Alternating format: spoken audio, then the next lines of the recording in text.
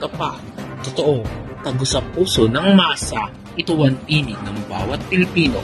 LCRM, Lazalit Radio ng Masa. LCRM, Lazalit Radio ng Masa. LCRM, 5 balita. Ito ang tagapagatid ng mga nagbabagang balita. Walang kinikilingan, tanging katotohanan lamang. Ito ang LCRM, Boses ng Masa. LCRM, 97.3 sa palahipitan ng inyong mga radyo. Mula sa bulwagang pambalitaan, kaibigan at karamay ng bayang ito ang LZRM 97.3. LZRM 97.3 Radyo ng Masa. Sa loob ng 10 minutong paglalahad, maghahatid ng impormasyong siksik, sulit na sulit. Sa LZRM, narito ang tambalang Madrigal at Peñaflor, nagigising sa inyo sa umagang ito.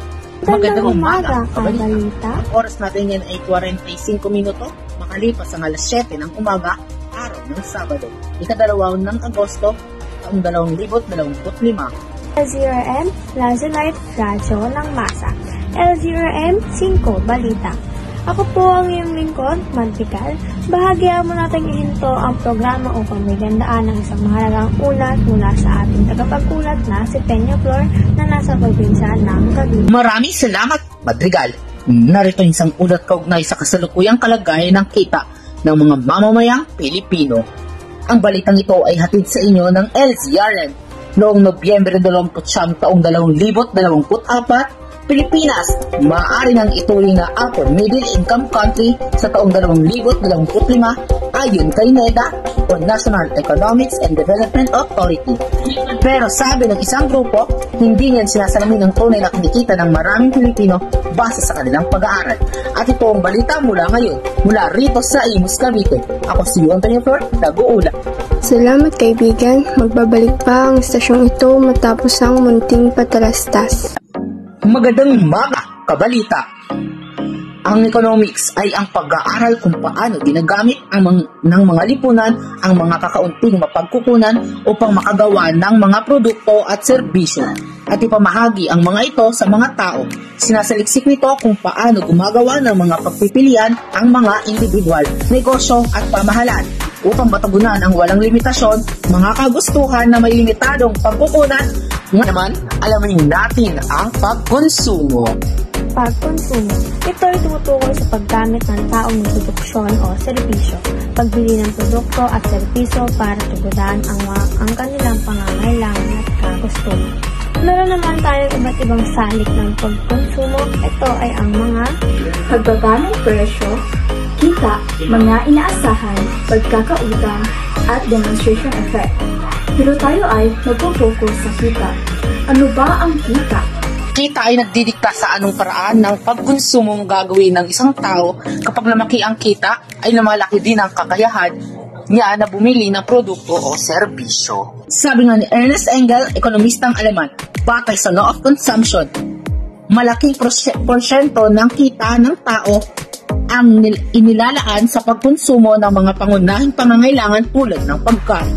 Sinabi rin ni Engel na kapag ang kita ay lumaki, ang porsyentong inilalaan para sa pagkain ay hindi kasing laki ng inilalaan para sa pagkonsumo ng ibang produkto na bahagi ng kagustuhan ng tao.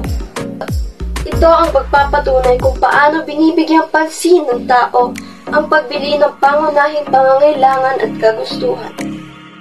Sabi naman ng pinaka-maimpluwensyang ekonomista sa modernong panahon, most influential economist of modern times, na si John Maynard Keynes, na malaki ang kaugnayan ng kita ng tao sa kanyang pagkonsumo. At kayo patuloy na pa rin nakikinig sa LZRM 97.3. Ngayon naman, upang mas lalong unawaan ng ating mga tagapakinig kung paano naapektuhan ng kita ang pagkonsumo, narito ang isang maikling dulang panradyo na hinanda ng ating mga kabataang mamamahayag.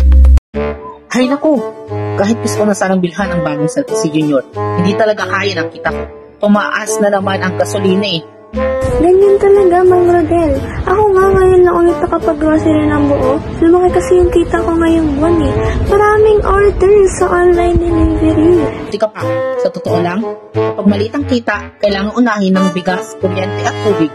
Yung mga luho, sa kanayan kapag may extra pet. Kasi nga, ang kita, ang basihan kung gaano karami ang mabibili. Kung marami ang kita natin, edi marami lang tayo nabibili. Pero kung maliit, wala Kailangan talaga nating tipirin. Ay tama ka dyan, Aling Rosa. Kaya sipag at syaga pa more. Ayan mga kababayan, malinaw na malinaw. Ang kita ay may direktong epekto sa kapasidad ng mga mamamayan na kumusumo. Ito ang nagsisilbing pamantayan kung paano at gaano karami ang kayang bilhin. Kaya tutok lang sa LZRM Radyo ng Masa. Muli ako ang inyong lingkod, Kiroy. At ako naman ang inyong kagapay, Tanya Floor.